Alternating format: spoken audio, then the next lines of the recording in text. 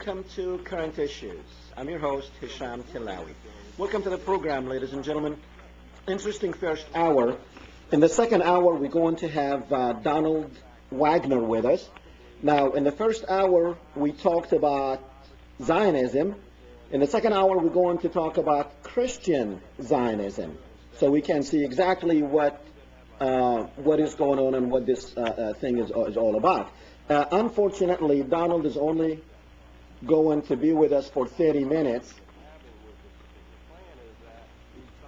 Okay. All right. Unfortunately, I did not turn my mic on, so now my mic is on, and welcome back to Current Issues. I am your host, Hesham Tillawi. I had turned it off and forgot to turn it back on. Okay. In the first hour, ladies and gentlemen, we talked about Zionism, and in the second hour, we're going to speak with Donald Wagner about Christian Zionism. What is Christian Zionism? How long has it been around, and what is it exactly all about? And because, as you know, Judaism and Christianity, they really don't see eye to eye on a lot of things. Now, Judaism and Christianity is supposed to see eye to eye because it's supposed to be very much one and the same message, but unfortunately, somewhere, probably in the year 70 AD, it kind of took a diversion, and one of them, or actually each one of them went to its own way. But now we have something that is called Christian Zionism. So, like I said, Donald Wagner is going to be with us, and unfortunately, he's only going to be with us for 30 minutes. Been trying to get hold of Donald Wagner for a long, long time, and finally, we were able to get him with us. And guys, just let me know when he's with us. Don, can you hear me? I can. Hello. Great. I'm glad you were able to make it. Reverend Don Wagner is a co-founder of Evangelicals for Middle East Understanding. He's a professor of religion and Middle Eastern studies at North Park University in Chicago. Among his books are his most recent, Dying in the Land of Promise, Palestine and Palestinian Christianity from Pentecost to 2000, and Anxious for Armageddon, which deals with Christian Zionism and alternative ways of understanding Scripture and the Christian tradition. Now, I was going through the internet, and I found a comment by Don Wagner on a book that was written by Stephen Sizer. The name of that book is Christian Zionism. And what Wagner wrote is, Stephen Sizer's work on Christian Zionism is the most important and comprehensive on the subject to date, and should be read by all students of the Middle East and by Christians concerned about a just resolution to the Palestinian-Israeli conflict. Christian Zionism raises vital theological and political challenges that must be addressed head-on by Christians in the West, particularly evangelicals. The impact of this terribly misguided movement is increasingly putting Christians in the Middle East at risk, and it seems a far cry from the witness and message of Jesus Christ. Don, my first question to you is, what is Christian Zionism? Well, Christian Zionism is actually a political movement, but it grows out of a particular type of theology, and it's really fundamentalist. Most of the mainstream press, and even some of the religious press, say it's evangelical. But if listeners could think of this is the right wing of evangelicalism, and it's clearly fundamentalism, because they interpret the Bible very literally, and it's a future fulfillment of certain biblical promises, which, in my mind, truly distorts the message of those scriptures. So a thumbnail sketch of it would be, Zionism is a political movement within Protestant fundamentalist Christianity, and it views the modern state of Israel as the fulfillment of biblical prophecy. Now, and thus Israel is deserving of unconditional economic, moral, political, and religious support. Okay, how did we get there? How did Because it wasn't there 100 years ago, it wasn't there 200 years ago, it wasn't there 2,000 years ago. How did it get here in the 20th and 21st century? Well, let me first say, Jesus categorically rejects this use of Scripture, of looking for signs and trying to have a literal future fulfillment of them. And it's right in the Gospels, and it's in the first chapter of the book of Acts. But around the 18th century, this had been in the, kind of in the outer reaches of Christianity for some time. Right after the year 1800, there was a lot of speculation because people were fearing that the world was going to end very soon. And often these millennial movements come up right around or shortly after, a millennial year. So several theologians in England began to speculate, and they pushed for the Jews to be restored in Palestine, and that if they were, then this would be a forerunner of the return of Jesus. That's called restorationism. So that movement was going on, and several important figures got involved in it. But then a theologian came along, and he invented some new concepts, and among them were the idea of the rapture, and he used this idea of dispensations, that there are different eras that God will judge the people according to certain standards. So he invented this idea of the rapture. And hold on, what do you mean invented the idea of the rapture? It wasn't there before? No, not in this sense. See, he takes a selection from 1 Thessalonians, which is very symbolic about Jesus coming a second time in the clouds and so on. And he said, what he did, he called it a rapture and said, there will be an event that will appear at the end of time. And he put it that said the Antichrist will arise, and the Antichrist will form a coalition of powers, and he took this from the book of Revelation, and he said this will literally happen at the end of time, and then there will be wars of evil around the Antichrist, will attack Israel, and he strings together, verses of Scripture and chapters from all over the place, and he creates this idea that the true born-again Christians will be removed from history. They will not go through this horrific end time battle with the rapture. And he actually invents that as a literal event. But the political form of this really began to develop in England and then brought it to the United States. He made 6 missionary trips to the U.S., and it was picked up in fundamentalist Christianity in the 1880s and 1890s. And in my research, the first actual political movement of what could be called Christian Zionism took place in 1891, right here in Chicago, where I'm sitting in snowy Chicago. And that was by an evangelist named William E. Blackstone. And he organized a petition drive targeting then-President Harrison of a Jewish state in Palestine, fulfilled Bible prophecy. He was funded by many, J.P. Morgan, Charles Scribner, many multimillionaires, the Rockefeller family, and he had the Chief Justice of the Supreme Court, many governors and senators behind him, but that movement didn't go anywhere at that time. Now, Dr. It really wasn't until Israel was created in 48 that this began to kick in again. Okay. Because they saw that as a fulfillment of these scriptures. Now, Dr. Wagner, don't you think, you said 1891, don't you think that's, is it a coincidence that that's also when the Zionist movement started? Well, yeah, and this was, however, totally independent of that. Now, you mentioned the Rockefellers. They were looking at the Bible. This is completely no contact with Jewish Zionists. In fact, there was a predecessor. There was a William Heckler who was a chaplain to the British forces in Vienna, and he met with Herzl, and he got his own views independent of Herzl and of Zionism. He didn't meet Herzl until much later in his life. So this comes out of Christianity.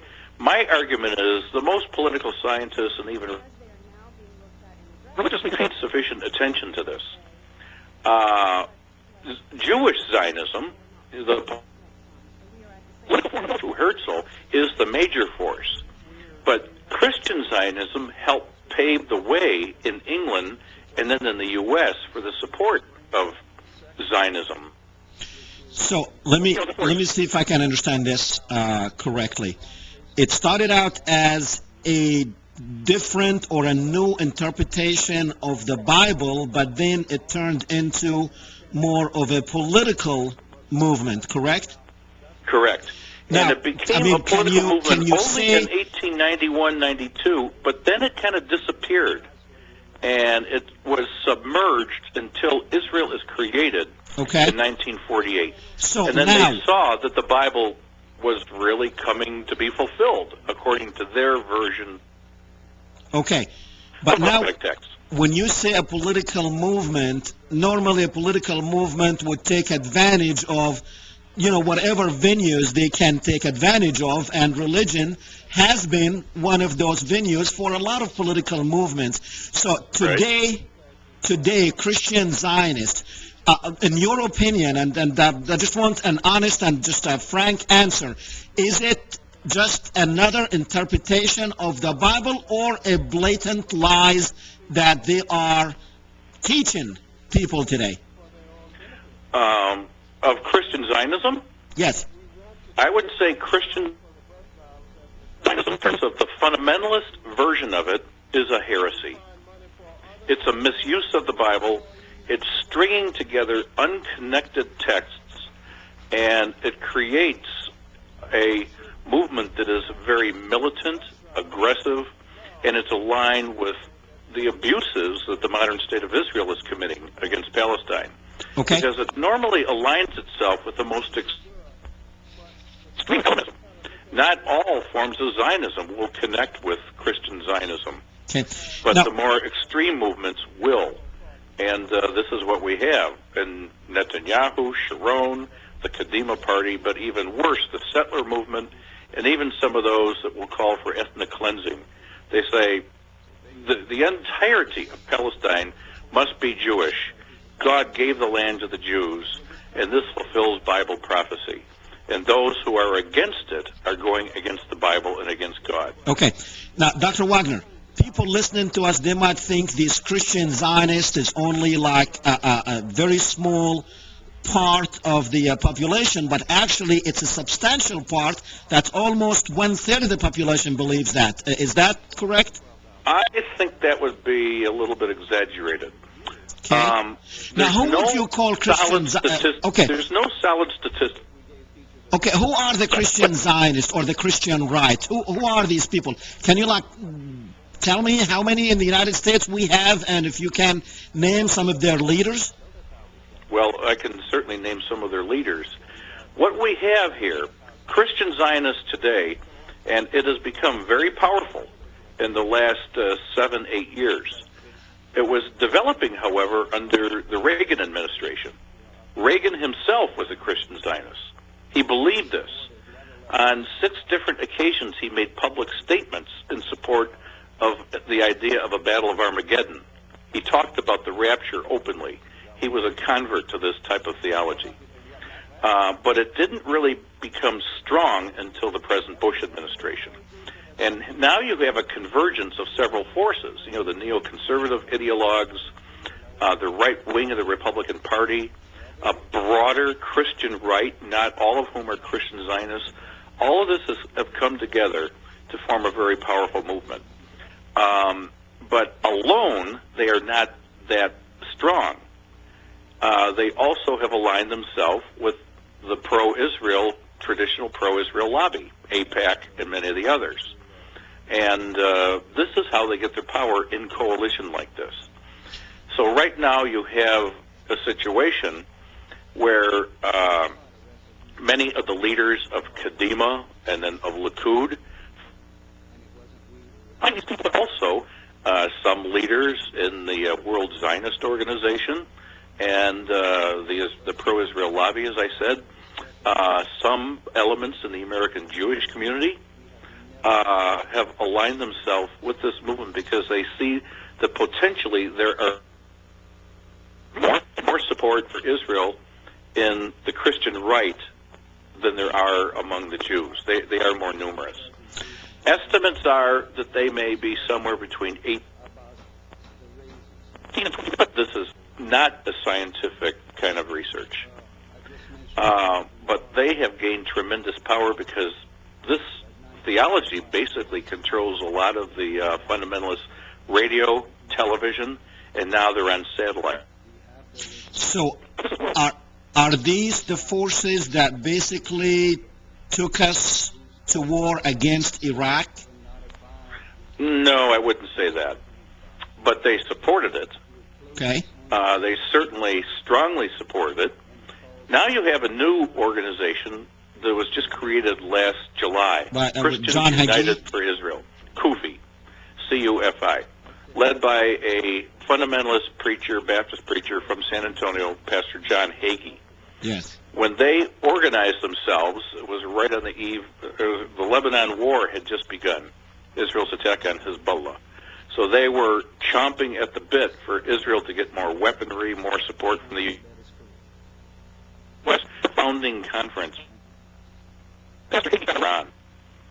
And so they have been very proactive in terms of a war on Iran. And, of course, they put the biblical scenario around it. But this is an absolute misuse of the Bible, and it is categorically opposite the gospel, the message of love, reconciliation, and peace of Jesus.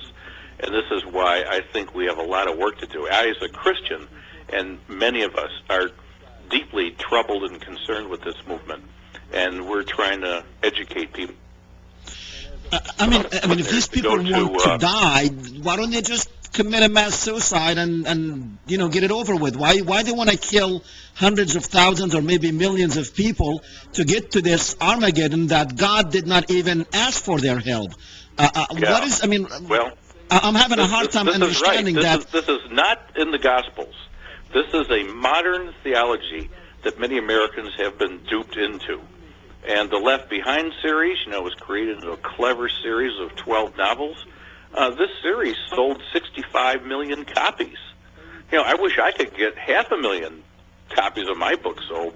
65 million copies of this series, made into movies and everything. So this fits into the fear factor that was created after 9/11, and it's a very simplistic black and white kind of theology, good versus evil, and it sells. Okay. So, but it's an absolute distortion of the message of Christ. And I would encourage readers or listeners to go to, we have a website, a group of us here in Chicago, and then we've picked up people.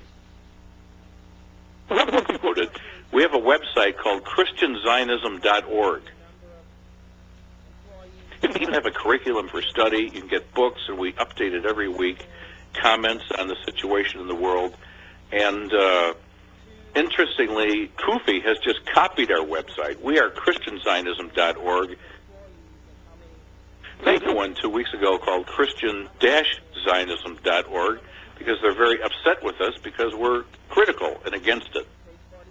Okay. So you can get a lot of resources off of that website. Now, apparently the media is more on their side than it is on your side. Are you having problems getting out there, getting your message out there? Well, I and some of the people in our institute, we get a lot of calls whenever they're concerned by them. So when they were founded in July, I was on the BBC, NBC Nightly News, interviews in the Boston Globe, Newsweek, a whole bunch of things like that. So it comes and goes. Okay. But they get the major focus. They just call us for a critique in the comments, so it looks like they're trying to be balanced. Now, but I would say that a lot of the reporters I have talked to are very critical of their perspective. Now, is people like Jerry Falwell, Pat Robertson, Tom Leahy, is that part of that group?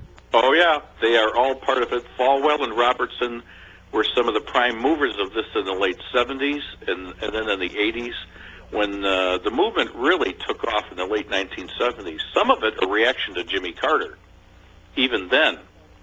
But it was really under Reagan that the movement crystallized a lot more. And then it really came into its full. Okay.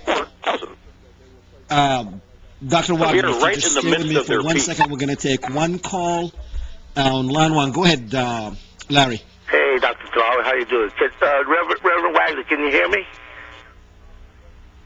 Can you hear him?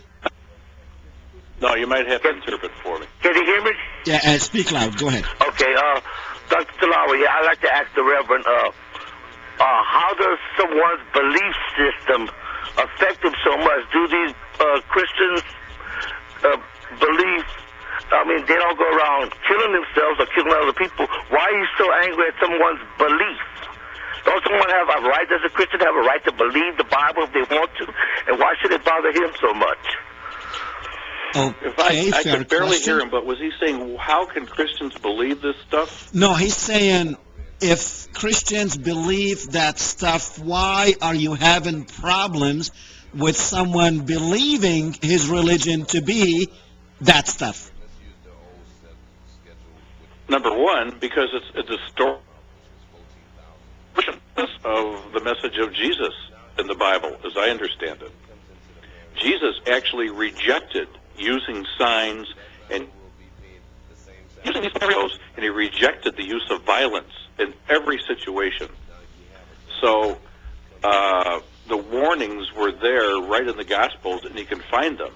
And the message of Christ, to me, is a message of peace, of love, of reconciliation within yourself, and this is just categorically the opposite.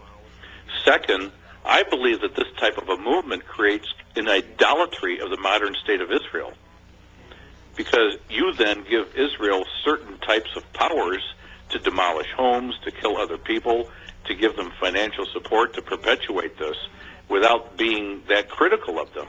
So to me, you're turning things upside down. You're creating actually an idolatry over a modern state, and I don't find any sense of that in the New Testament, particularly with Jesus. There's no sense of supporting a modern state. In fact, he said his kingdom is beyond that. Okay. So those are just 2 points. And then this movement actually, I think, is the antithesis of Christianity, and it's being exported all over the world, and it's backfiring and hurting local Christians, and unnecessarily creating tensions between Christians and Muslims. And then beyond that, it really is Islamophobic. You know, it really demonizes Islam and only looks at extreme elements in Islam, and that is a Okay. so those are just a few reasons. Okay, I know you have to leave at the top of the hour, but I have a quick question for you, and we have one more phone call to go to. My quick question to you is, how much is this affecting the Christians in Palestine, the Palestinian Christians? Well, I think the biggest effect on the Christians in Palestine, and here it's really those living in the West Bank, Gaza, and East Jerusalem that I would mention. It really is what the state of Israel with U.S. support is doing. It's the occupation, it's the demolition of homes, it's the building of a wall, it's the economic war that's been going on since it's forcing people to leave, and now you have a situation that's just become anarchy. Okay. And, what's the Holy Land without Christians? And Christians are getting out. And they have access, a little more access, because, they can go to the U.S. and they got family in the U.S. or South America. Even as late as 1967, 13% of the West Bank, Jerusalem and Gaza was Christian. Gaza had dropped down to 2 by then. 13% in 1967.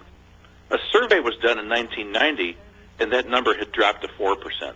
Wow. So once Israel occupied Jerusalem and the West Bank and Gaza, the numbers of Christians and the ratio began to drop. And that's the occupation and the Okay. Those numbers are under 1.5%. So with that kind of a downward spiral, there's going to be nothing left in a generation in the land where Jesus walked and lived. And I think that's a tragedy. And I'm troubled that more Christians aren't concerned about it. I would love to see Christians, Muslims, and Jews try to reverse this. But it's going to take a political solution. Yes, definitely. We're going back to the phones with Jack. Go ahead, Jack. Yeah, I had a question for you. I have a hard time believing that these people, these Christian Zionists, can believe in basic Christian principles and at the same time believe that their God favors one particular ethnicity over another. Wouldn't that make their God a racist? And that's all my question. All right, thank you. I couldn't hear that one at all, sorry. Okay, he said if these Christians who believe in this stuff that we're talking about, don't they believe that God loves all people, that he's not going to take one people's side over the others? That was his question. No, they don't believe that. They believe that the Jewish people and the state of Israel, the fulfillment of the Jewish people in their eyes, are privileged above all others, and that they deserve special rights. And this is what political Zionism does. So Christian Zionism basically supports that. So the Jewish people in the state of Israel have a right to the land, they have a right to control that, and that there will be wars at the end of time. And they misuse a certain verse, Genesis 12:3, which says, I will bless those who bless you and curse those who curse you. So they take their literal approach and say, that means I will bless the Jewish people, and if I do, I'll have success. And Jerry Falwell has applied that to the American politics. He said, God will only bless America with richness and with favor if we bless Israel. And that means political, monetary, and other supports. So they narrow it down to kind of this political and economic support, and that's a total distortion of it. So it's privileging a certain ethnicity, even a state, above all others. How much and of that... I have to say to them, hey, if you're going to be that literal about the Scriptures, then let's also look at the Ten Commandments. Doesn't it say you should not kill, like land, water, etc.? But they read the Bible selectively.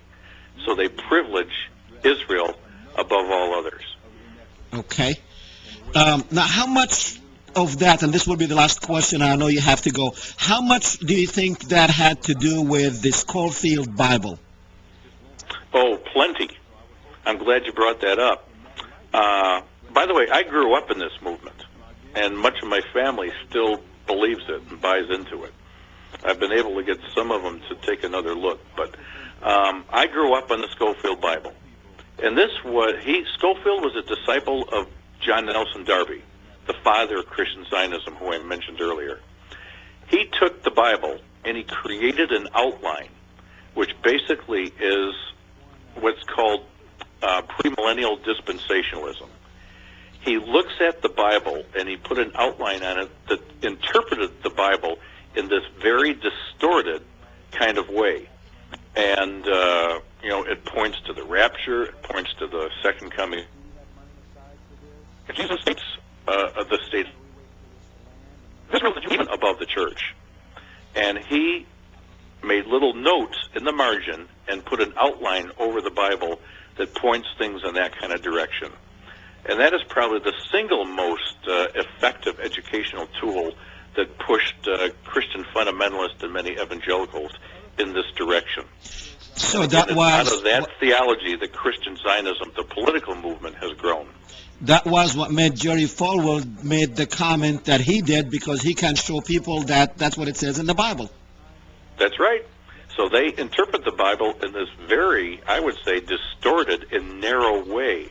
It's like putting on that see things in this very narrow pro-Israel Zionist orientation. And unfortunately, it's grown tremendously, in the last 2 decades. Very good. Dr. Wagner, I just want to thank you for coming on. We've been waiting for you for about 2 years now, so I'm sure my our goodness, I viewers didn't know have that. enjoyed the information you had given tonight, and we definitely will have you back here on the show again. Thank you, sir. Well, good to be with you. And again, check that website, ChristianZionism.org. We will. Thank and, you. God bless you all. Thank you. Thank you. Okay, ladies and Bye-bye. gentlemen, ChristianZionism.org. ChristianZionism.org. I'm sure you will have a lot. Now, we're not trying to convert anyone. And, you know, the caller had, you see, the thing is, the unsuspecting people, and, you know, I welcome your phone calls now if you like to talk about this. But, you know, there's millions of non-suspecting people who go to church every day, and they take what the people, the deacons, the reverends, the pastors, they take them. I mean, there's no need to think that this man is telling you wrong information or fabricated information. After all, he is a man, he's a man of God. You know, he's a religious man, so he's not supposed to lie. And a lot of times they're even victims too, because, you know, when they teach this stuff, I'm sure that probably some of them truly believe in it, and some of them doing it probably for the political, because as you have heard Dr. Wagner mentioning that this is more of a political movement than it is a religious movement. But as all political movements, ladies and gentlemen, they have to have a base, and that base in more cases than ever is the religion. It's very easy to manipulate people through religion. And that's exactly what is happening here with, you know, if he's saying that the rapture theory and dispensationalist theory was created in 1891, so Christians did not believe this prior to 1891, and it's taken over 100 years for this to actually manifest in millions of people's minds that this is what God have intended, and this is what the Bible is teaching. And definitely, there's nothing wrong with people questioning. That's why God gave us brains to question what we hear. And ask your religious personality, whoever you listen to when you go to church, ask him about this stuff. You know, if he says something about Israel, just tell him that Israel was created in 1948.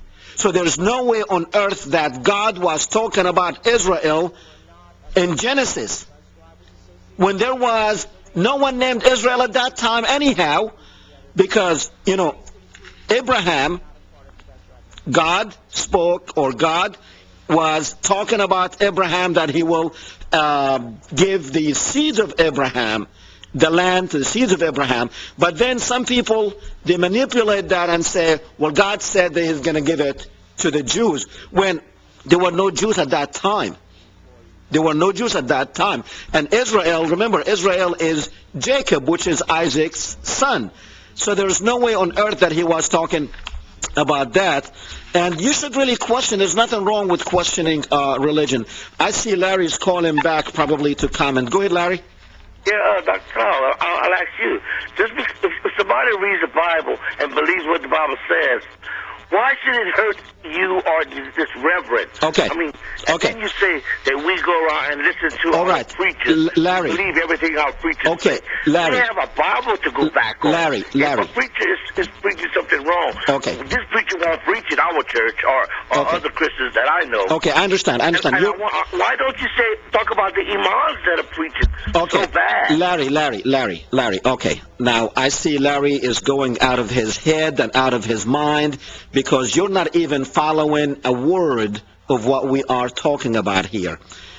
We're not saying there's something wrong with the Bible. The Bible, it has been there for years, for hundreds of years, and we're not saying there's something wrong with it. What we're saying is there's something wrong with the interpretation. And Larry, you've called, you are one of those people. I would love for you just to go and read more about it. Go to ChristianZionism.org and read about it. You're a human being. Don't, forget about me here. You go check this stuff out on your own. Because you're raising your children to believe in this. You're raising your children that it's okay to kill somebody for the Jews. On this show, you have told me one time that we're all going to be bowing down to a Jew. I want you to go and check that, Larry. I want you to go and check that. I'm asking you to use your brains. That's all I'm asking you to do. Use your brains. I'm not saying, what's the problem? Somebody believed in that. Nothing wrong with that. What we're telling you is, back in 1891, what you believe in, Larry, was created, was fabricated. Now, you're going to get upset with me. I didn't say it. Donald Wagner said it. And he knows about the Bible. I don't know much about the Bible. I know a lot. I probably know a lot more than you do. But go read what Dr. Wagner and a lot more than that. This guy, go look it up. Christian Zionism, a book by Stephen Sizers. And I think we do have a front copy of that book. This man was part of this church, not Donald Wagner, but Donald Wagner definitely grew up in this environment. But then he used his brains, he used his mind and said, well, wait a minute, I need to look at this. And he researched it. This is not Professor Wagner, that's what he's in. He teaches this stuff. He's done the research. You didn't. You're listening to the guy at church and telling me that he's telling you the truth. If that's what you believe, that's fine. I'm telling people to go and research this, especially the Scofield Bible that I brought up. Now, we had Charles Carlson on a couple of weeks ago. Go see that interview with Charles Carlson, because we went in depth about this. I'm not going to let you, Larry, waste my show for your idiocy, because your brain is completely closed. I'm going with Joseph on to. Go ahead, Joseph. Yes. Yes. How you doing, sir? Fine, thank you. He's not giving full knowledge and understanding. First of all, the Bible is a pedigree, which is a history that came from 44 people in Rome who decided what to put in the Bible. And to understand the Bible, you just can understand what people give to you and read it and say, wow, this is it, this is not it. Jerusalem, the original name of Jerusalem before Jerusalem was Salam, which was peace. And you have to reach back further, because you understand the 39 books of the Old Testament, Jerusalem has been conquered so many times, and every conqueror always stole the original text. So he's not knowledgeable enough to understand to make these type of comments, okay? And first of all, they're talking about Yahshua, Messiah, Homasiah, who came in the name of the Most High. And the original name of the Almighty God is Allah, which means all in one. So when, to make a statement like that, it just says that he's not knowledgeable enough. He has not done enough research to even make that type of comment. He's coming from personal, and he's making a personal comment that is basically irrelevant to you. What you're saying is true. Understand, do the proper research before you even iterate something of that type of nature. This is not personal. What you're stating is called something simple, the truth. Thank you, Joseph. And I respect that, because it goes way farther. The Jews now was not the original Hebrews. That's a conqueror of Jerusalem right now. That's why there's so much war there, and there's so much corruptness there, and there's so much evilness there, because it's not their original home. A lot of people don't understand. In AD, Rome was sending 1,500 monks there to conquer it. So, research is very important before a person implement their personal feelings. Okay, you love Christ and things like that, but he came in the name of the Father. He didn't come in his name. He came in the name of the Father. So understand that before you even talk about this, Christian crusade of things of that nature, because, they're murdering innocent people out there in Iraq right now in the name of Christ. Thank you, which is basically a hypocrite, and which is not fair and balanced, because unjust is worldwide. Thank you. Appreciate your comment. Thanks, Joseph. Again, just to reiterate, because Larry kind of took us on tangent there, we're not saying people should not believe the Bible, that people should not believe Christianity. That's far from what we are saying. On the contrary, the message that Jesus came with, that's what people should believe in, not what was added in the 1890s and not what was added in 1904 and 1909 and 1921 and 1936 and 1967 in the Schofield Bible. That's what we're talking about. And that's what we want people to go and check the meaning of what it says in the scriptures, not to rely on the footnotes that were fabricated later on to mean something totally irrelevant and totally it was not there at all. We are not saying anything about people and their belief in Christianity. And we go on with Marcy on 3. Go ahead, Marcy. I'm sorry? They wrote Marcy on there. Yes, that's right. Oh, okay. I'm sorry. I have a question. Yes. I'd like to know what he would think Jimmy Carter, President Jimmy Carter, would be considered a Christian Zionist. Well, you know what? Jimmy Carter, now I don't have the guest with us anymore. He had to go.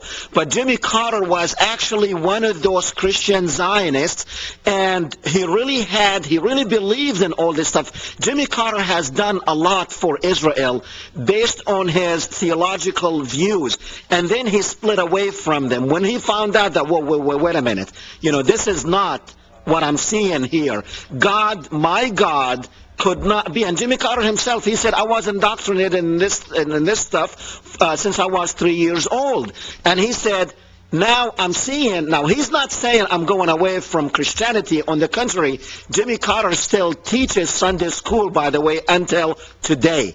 He's still a man of religion, he's still a man of God, but he doesn't believe the stuff that he believed way back. And that's why he's coming under attack, especially when he wrote his book, Palestine, Peace, Not Apartheid, and because now he's being critical of Israel.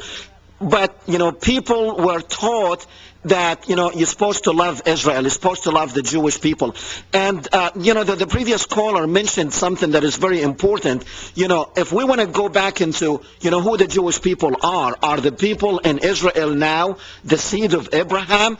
If you really look at them, 90% or probably more, they are Europeans. They are not even from that part of the world. And if you want to go back, it's only been 2,000 years. It hasn't been like, 10 million years to say that people who left that area have evolved into blue eyes, blonde hair Europeans, and then they went back to Palestine. That's not what we're talking about. We're only talking about 2,000 years, and that is not long enough to have this kind of change with people. So the point he raised is like, who are we talking about when we say the Jews? And also Henry McCow, the guest in the first hour, he is Jewish, but I had lengthy conversations with him, and he says, I have no idea what people mean when they say Jewish. Yes. Well, thank you very much. Thank you. Bye. All right, let's go to Amigo on one. Go ahead, Amigo. Amigo, you're on? Yes, sir. How you doing, Doc? I'm doing fine, thank you. Joseph said it all for me. Well, Joseph said it all for me. Joseph got it. Listen, I like this. Obviously, Joseph's right. Larry wasn't really paying attention to Dr. Wagner.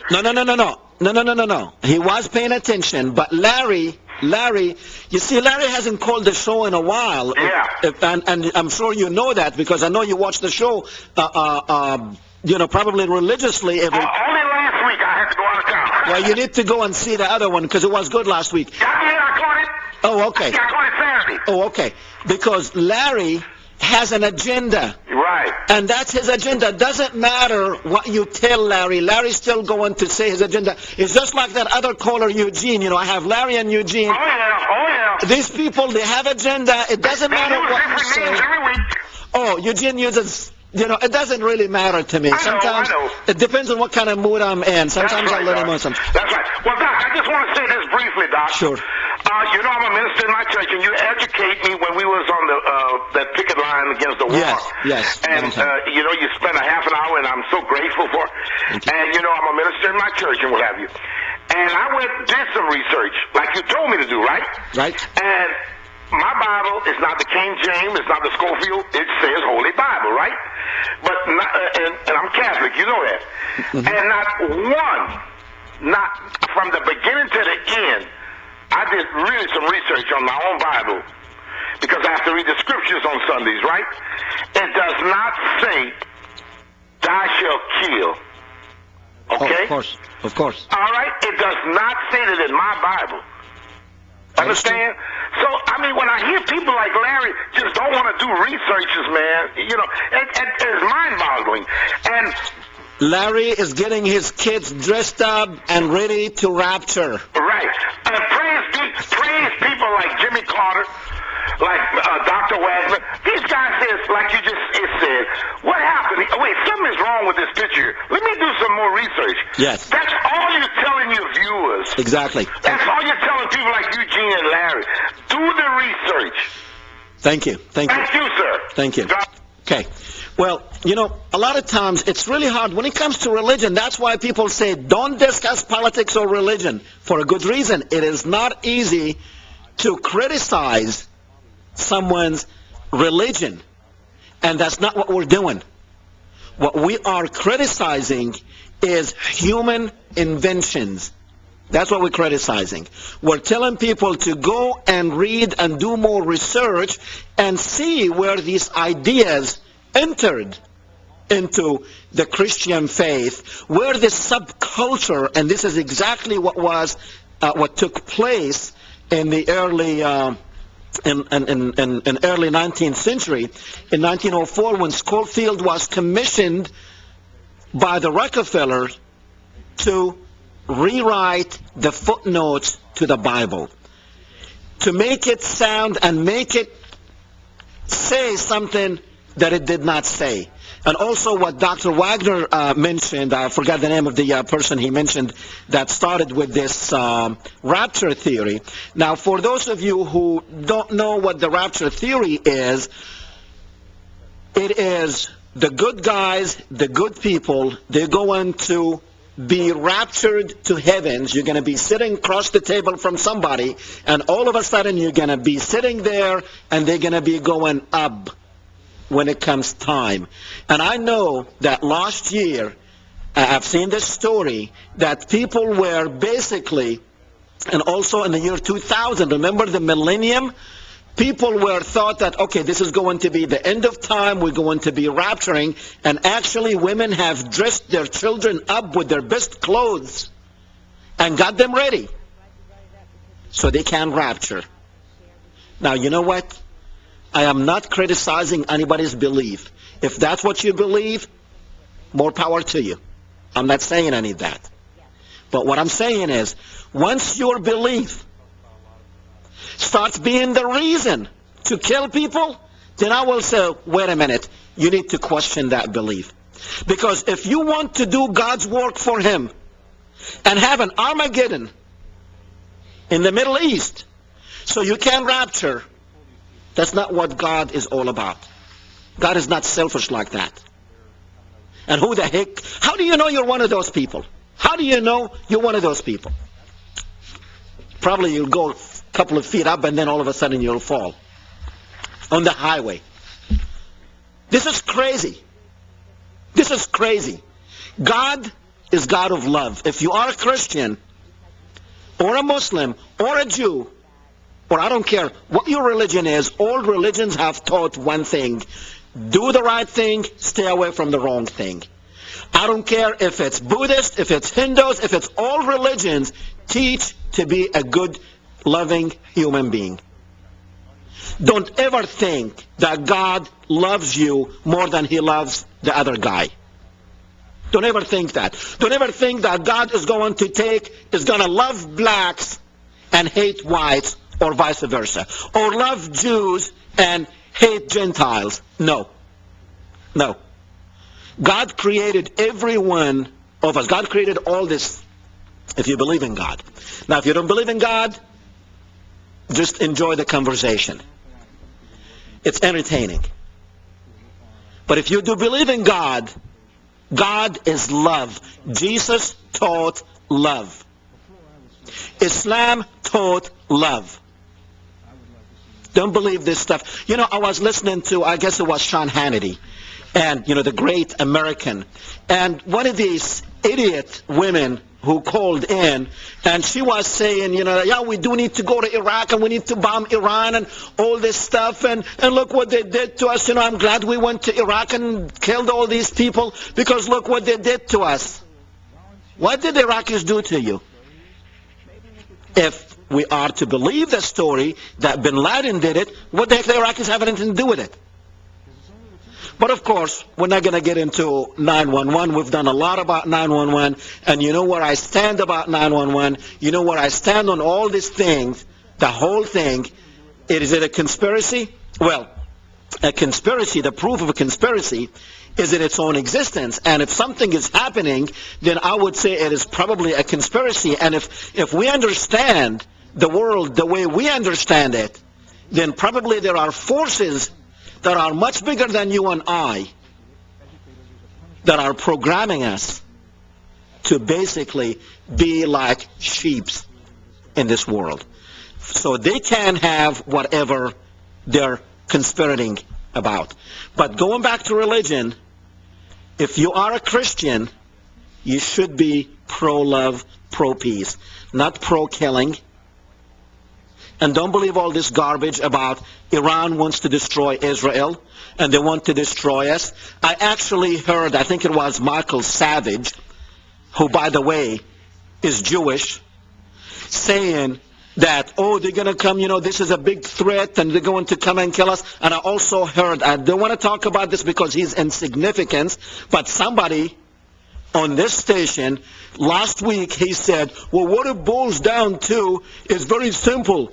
They're going to come and kill us unless we convert to Islam. What kind of BS is that? You know, to me, when I hear somebody talking like that, it's like, no brains up here? Islam, if you want to know what Islam is, don't listen to someone criticizing Islam. Go read about it. Go read the Quran. Go do your own research.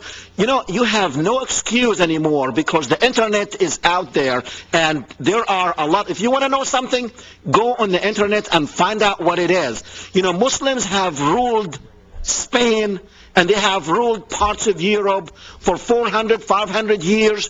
They did not force not even one conversion. And as soon as the Muslims left Spain, it became a Christian country. If they forced, and also, Muslims cannot force people because that's what their religion tells them. That you cannot force people to convert. And also, another thing for those people who don't know much about Islam, Islam teaches that you are to respect the message of Jesus, the message of Moses, the message of Abraham. It is the same message. Don't think when people say Allah, that it's something out there that you're not familiar with. No, it's the same God that you worship. It's the same God that you worship. It's the same prophets, Abraham, Moses, all of them are the same and they all came with the same message. But humans distorted that message. But to me, when you hear somebody saying, oh, they're going to kill us unless we convert, no.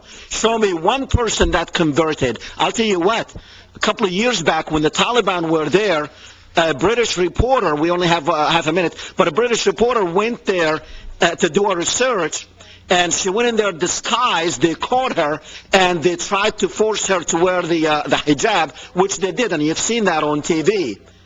But you know what happened when she left, when she was freed? She became a Muslim. She became one of the most famous Muslims in England, and she is extremely religious. We will see you next week, next Tuesday, 6:30. See you then.